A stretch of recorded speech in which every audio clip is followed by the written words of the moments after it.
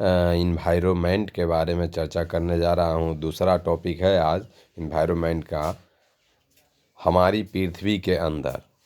दोस्तों, इन्वायरमेंट में जो पहला टॉपिक पढ़ा दिए हुए हैं, आज जो है दूसरा टॉपिक हमारे पृथ्वी के अंदर क्या क्या चीज़ है उसके बारे में चर्चा करने जा रहे हैं दोस्तों। और मेरा चैनल का नाम है चंदन IAS रिसर्च सेंटर TCD। दोस्तों सब्सक्राइब कीजिएगा, शेयर कीजिएगा और लाइक भी कीजिएगा दोस्तों। तो दोस्तों हम पढ़ा रहे हैं आज जो हमारे पृथ्वी के अंदर क्या है। हमारे पृथ्वी के एक ही प्रगतिशील ग्रह है, इसके अंदर ही एवं बाहर निरंतर परिवर्तन होता रहता है। क्या आपने कभी सोचा है कि पृथ्वी के अंदर आंतरिक भाग में क्या है? पृथ्वी किन पदार्थों से बनी है? दोस्तों कोई कभी सोचा है? नहीं सोचा है। तो आगे दोस्तों देखते हैं कि क्या कह रहा है। कि आगे हम लोग पढ़ते हैं कि पृथ्वी के आंतरिक भाग क्या है। पृथ्वी के आंतरिक भाग, तो पृथ्वी क्या है, एक प्याज की तरह है। पृथ्वी भी एक के ऊपर एक सकेंद्रीय पर्वतों से बनी है। चित्र 2.1 में हम देख रहे हैं कि पृथ्वी के आंतरिक भाग क्या है। सबसे निचली भाग जो है क्रोड है दोस्तों। क्या है? क्रोड है। इसका बिचली भाग मेंटल है और ऊपरी भाग को हम परपटी बोलते हैं, जो स्थल मंडल जिसको बोलते हैं दोस्तों। जो मेंटल को हम स्थल मंडल कहते हैं, परपटी जो आंतरिक कोड हो गया, ये आंतरिक कोड हो गया दोस्तों। तो आगे पृथ्वी की सतह की सबसे ऊपरी परत को परपटी कहते हैं। परपटी किसे कहते हैं? तो पृथ्वी के ऊपरी परत को परपटी कहते हैं। यह सबसे पतली ही परत होती है। यह महाद्वीपीय ही सहती 35 किलोमीटर एवं समुद्री सतह में केवल 5 किलोमीटर तक ही है। यह कितना मोटाई है ऊपरी परत का परपटी का? तो 35 किलोमीटर तक समुद्री सतह से है इसका मोटाई दोस्तों। महाद्वीपीय ही सहित ही मुख्य रूप से सिलिका और एल्युमिनियम पाया गया है। इसमें क्या क्या पाया गया दोस्तों? सिलिका और एल्युमिनियम पाया गया है इसमें दोस्तों। और खनिजों से बनी यह है, इसीलिए इसे क्या कहते हैं? इसलिए दोस्तों इसे हम कहते हैं कि सीएल बोलते हैं, जो सिलिका तथा एल्युमिनियम कहा जाता है। महासागर की प्रॉपर्टी ही मुख्यतः ही सिलिका एवं मैग्नीशियम की बनी है, इसीलिए इसे ही सिलिका तथा मैग्नीशियम ही कहा जाता है। चित्र प्रॉपर्टी के ठीक ही नीचे मेंटल होता है दोस्तों। प्रॉपर्टी के ठीक नीचे क्या होता है? मेंटल होता है। क्या होता है? मेंटल होता है। जो मेंटल की मोटाई जो है 2900 किलोमीटर की मोटाई है मेंटल का दोस्तों। कितना किलोमीटर मोटाई है? 2900 किलोमीटर, और गहराई तक ही फैली होती है। इसकी सबसे आंतरिक परत क्रोड है दोस्तों। सबसे आंतरिक परत क्या है? क्रोड है दोस्तों। आगे देखते हैं, थोड़ा टॉपिक है छोटा है वो, इसको हम देख लेते हैं, चर्चा कर लेते हैं दोस्तों। क्या आप जानते हैं? उसको भी कुछ चर्चा कर लेते, साथ में लेके चलते हैं। विश्व की सबसे ही गहरी खान दक्षिण अफ्रीका में स्थित है तथा इसकी ही गहराई लगभग 4 किलोमीटर है। तेल का खोज में इंजीनियर ने 6 किलोमीटर गहराई के तक खोद चुके हैं। पृथ्वी के केंद्र तक ही पहुंचने के लिए जो बिल्कुल असंभव है। आपको समुद्र की सतह में 6000 किलोमीटर गहराई खोदना होगा। आगे हम देखते हैं दोस्तों, आगे पढ़ते हैं कि क्या कह रहा है। बोले क्या आप जानते हैं? इसके बारे में बन के बता देते हैं कि पृथ्वी के आयतन का केवल 1% हिस्सा ही प्रॉपर्टी है और 84% मेंटल है और 15% हिस्सा क्रोड है और पृथ्वी की त्रिज्या 6371 किलोमीटर है दोस्तों। तो दोस्तों जो है पृथ्वी के जो प्रॉपर्टी जो है दोस्तों कितना प्रतिशत? तो 1% है। कितना है? 1% है दोस्तों। 1% है दोस्तों। प्रॉपर्टी कितना है? 1% है। और इसके बाद जो है, और इसका मेंटल दोस्तों, इसके बाद जो है मेंटल मेंटल के बारे में हम लोग चर्चा करते हैं कि मेंटल जो है, मेंटल है दोस्तों कितने प्रतिशत? 84% है। मेंटल कितने प्रतिशत है? जो मेंटल किसको कहते हैं? पृथ्वी का दूसरा भाग है दोस्तों। और इसके बाद जो आ जाता है क्रोड दोस्तों। क्रोड क्या है दोस्तों? क्रोड है। इसके बाद क्या है? क्रोड है दोस्तों। क्रोड कितना प्रतिशत है? तो 15% है दोस्तों। कितना प्रतिशत? 15% है क्रोड है दोस्तों। और पृथ्वी का जो त्रिज्या है कितना है पृथ्वी का त्रिज्या? तो दोस्तों जो है 6371 है दोस्तों पृथ्वी का त्रिज्या। आगे हम दोस्तों देखते हैं कि आगे चलते हैं। आगे जो देख रहे हैं कुछ था तत्व तो हम बता दिए। अब जिसकी ही त्रिज्या लगभग ही 3500 किलोमीटर है, यह मुख्यतः ही निकल एवं लोहे की बनी होती है तथा इसे नीफे कहते हैं। जो 35 किलोमीटर तक जो है उसे हम नीफे कहते हैं, निकल से बने हुए हैं। निकल एवं ही फेरस कहते हैं। केंद्रीय क्रोड का तापमान का दाब काफ़ी उच्च होता है। सबसे निचली परत जो है 35 किलोमीटर मोटाई है और जो है उसका सबसे निचली परत को हम केंद्रीय क्रोड बोलते हैं और काफ़ी उच्च होता है दोस्तों। और शैल एवं खनिज दोस्तों, अब पढ़ाने जा रहे हैं शैल एवं खनिज। पृथ्वी की प्रॉपर्टी अनेक प्रकारों के शैलों से बनी हुई है। पृथ्वी की प्रॉपर्टी बनने वाले खनिज पदार्थ के किसी भी प्राकृतिक पिंड को शैल कहते हैं। शैल विभिन्न ही रंग, आकार एवं ही गठन की हो सकती है। मुख्य रूप से ही शैल 3 प्रकार के होते हैं। मुख्य रूप से सेल 3 प्रकार के होता है। पहला जो है आगन्य सेल और इसको इग्नियस बोलते हैं। और सेल जैसे अवसादी सेल हो गया जिसको सेडिमेंट्री बोलते हैं सेल, और कैंत्री सेल हो गया। तो आगन्य सेल, अवसादी सेल और कैंत्री सेल दोस्तों। तो सेल जो है कितने प्रकार, मुख्य रूप से 3 प्रकार के सेल है दोस्तों। कितने प्रकार के हैं सेल? 3 प्रकार के ही सेल है दोस्तों। तो पहला हो गया सेल आगन्य सेल, और दूसरा हो गया अवसादी सेल, और तीसरा हो गया कैंत्रित सेल दोस्तों, जिसको हम मेटा मोरोफिक बोलते हैं दोस्तों।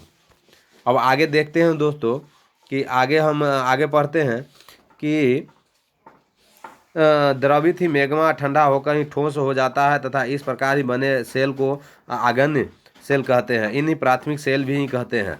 आगन्य सेल 2 प्रकार की होती है, अंतर्भेदी सेल और बाहिर्भेदी सेल होता है। तो आगन्य सेल कितने प्रकार के होते हैं? 2 प्रकार के होते हैं।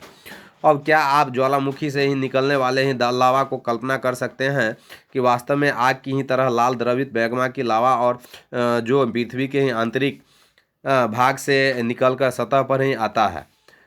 जब द्रवित ही लावा ही पृथ्वी की सतह पर ही आता है, यह तेजी से ही ठंडा होकर ही ठोस बन जाता है और प्रॉपर्टी पर इस प्रकार से बने सेल को बाह्यभेदी ही आग्नेय सेल कहते हैं।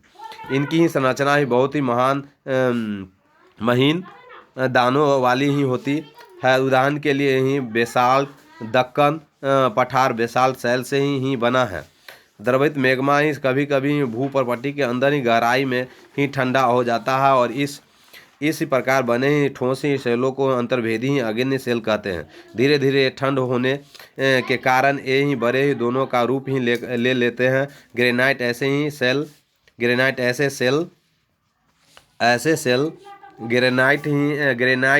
सेल हैं का एक उदाहरण है। मसालों तथा दानों का चूर्ण बनाने के लिए जिन अपघर्षण पत्थरों का उपयोग होता है वे ग्रेनाइट के ही बने होते हैं।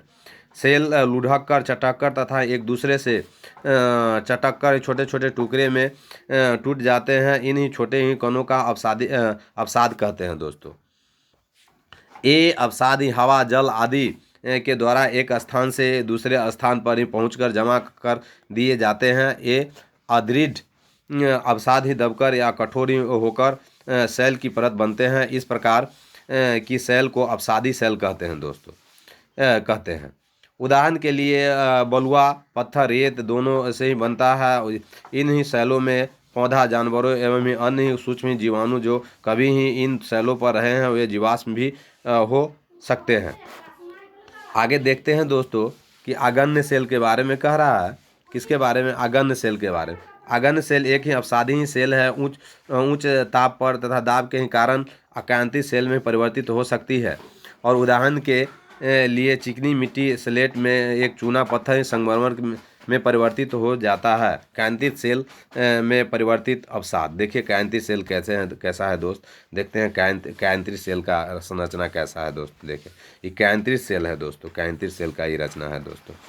और इसके बाद आगे देखते हैं दोस्तों, कहता है कि जीवाश्म सेल की परतों में दबे मृत पौधे एवं जंतुओं के अवशेषों को जीवाश्म कहते हैं दोस्तों। क्या कहते हैं?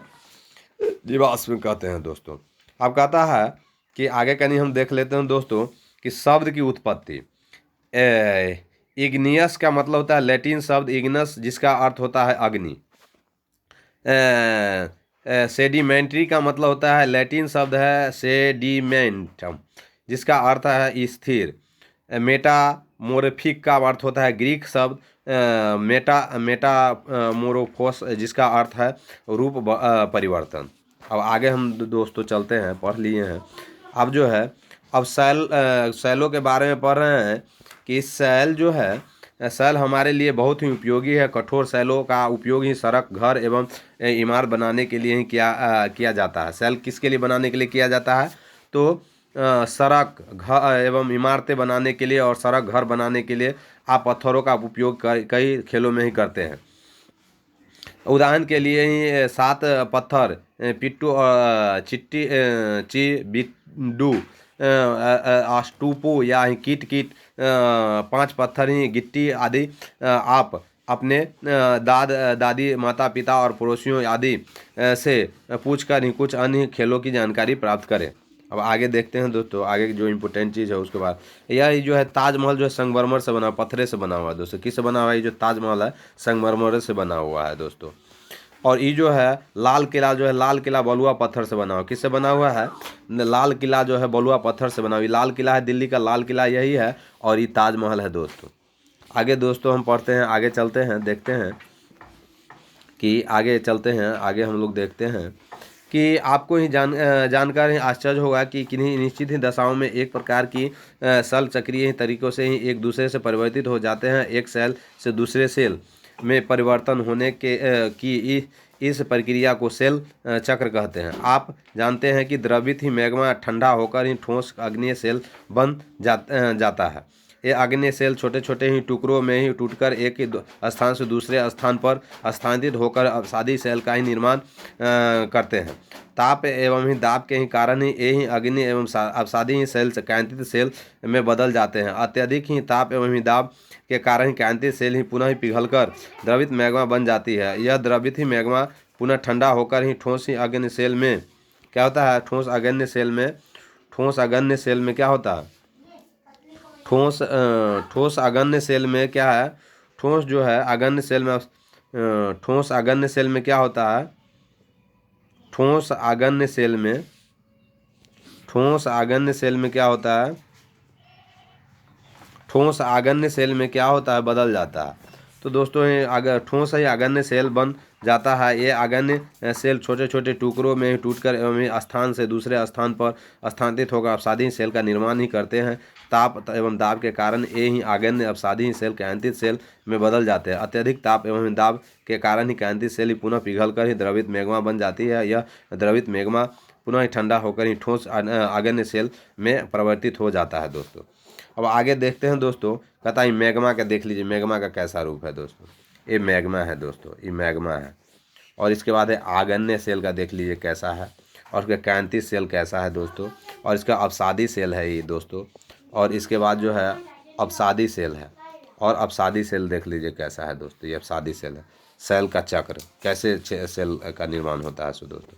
अब आगे देखते हैं दोस्तों, आगे कहता है कि दोस्तों की सेल विभिन्न खनिजों एवं बनी होती है। खनिज प्राकृतिक रूप से ही पाए जाने वाले पदार्थ के हैं, जिनका है निश्चय भौतिक गुणधर्म एवं निश्चित ही रासायनिक मिश्रण होता है। खनिज मानव ही जाति के लिए बहुत ही महत्वपूर्ण है। कुछ का उपयोग ईंधन की तरह होती है, तो जैसे कोयला, प्राकृतिक गैस, पेट्रोलियम, इनका ही उपयोग उद्योगों और औषधि एवं उर्वरक में भी होता है, जैसे लोहा, एल्युमिनियम और सोना और यूरेनियम आदि। दोस्तों आगे देखते हैं, इसके आगे हम चर्चा कर लेते हैं कि आगे क्या कह रहा है। अभ्यास प्रश्न है, तो अभ्यास में प्रश्न के भी बारे में जान लेते हैं कि कह रहा है कि निम्न प्रश्नों के उत्तर दीजिए। पृथ्वी की 3 परतें क्या है? तो पृथ्वी के 3 परतें क्या है? सेल क्या है? 3 प्रकार के ही सेल में नाम लिखिए। तो है अगन्य सेल है, मेंटल है और क्रोड है दोस्तों, और जिसको हम ऊपरी भाग को परफटी बोलते हैं। बाहरी भाग और अंतर्भेदी भाग सेल निर्माण कैसे होता है। इसके बाद है सेल चक्रण, और इसके बाद सेल के उपयोग और कांतित सेल। अब दोस्तों है गलत सही का प्रयोग करना है, सही का चुनिए। तो सही में हम लगाना है। तो द्रवित मैग्मा से बने सेल कौन सा सेल है? द्रवित मैग्मा से, द्रवित मैग्मा से कौन सा सेल बना हुआ है दोस्तों? तो आगे द्रवित मैग्मा सेल से जो बना हुआ है जो अपसादी सेल है दोस्तों। और पृथ्वी की सबसे भीतरी परत कौन सा है दोस्तों? तो क्रोड है दोस्तों। कौन है? क्रोड है दोस्तों, अपसादी है। और दोस्तों आगे देखते हैं कि सोना, पेट्रोलियम एवं कोयले किस उदाहरण है? तो इस सेल का उदाहरण है या खनिज का या जीवाश्म का दोस्तों? तो खनिज का उदाहरण है दोस्तों। आगे देखते हैं सेल जिसमें जीवाश्म होते हो क्या कहलाता है? तो कैंथ्रित सेल कहलाता है। अब सादी सेल कैंथ्रित सेल कहलाता है। पृथ्वी की सबसे पतली परत कौन सा है दोस्तों? पृथ्वी की सबसे पतली परत कौन सा है? तो सबसे पतली परत पृथ्वी का है दोस्तों। कौन सा है? पृथ्वी की सबसे पतली परत जो है दोस्तों कौन सा है? तो पृथ्वी की सबसे पतली परत जो है दोस्तों परपटी है। क्यों है? परपटी है दोस्तों। निम्न में से स्तंभ में मिलाकर सही जोड़ा कीजिए। क्रोड, क्रोड जो है सिलिका के एल्यूमिनियम से बना हुआ है। पृथ्वी की सतह, पृथ्वी की सतह सेल खनिज, पृथ्वी की सतह जो सेल्स है और खनिज जो है सड़क इमारत बनाने के लिए उपयोग होता है। कौन चीज़ होता है? मतलब जो खनिज सेल का प्रयोग होता है। सॉरी दोस्तों, सेल का प्रयोग होता है। किसका प्रयोग होता है? सेल का प्रयोग होता है। और सिलिका एल्यूमिनियम से बनते हैं। एल्यूमिनियम, क्रोड और खनिज पृथ्वी की सतह। दोस्तों तो आज का जो है टॉपिक इतना ही रहने देते हैं, फिर आगे दूसरे दिन फिर आगे पढ़ाएंगे। Bye bye take. तो आगे दोस्तों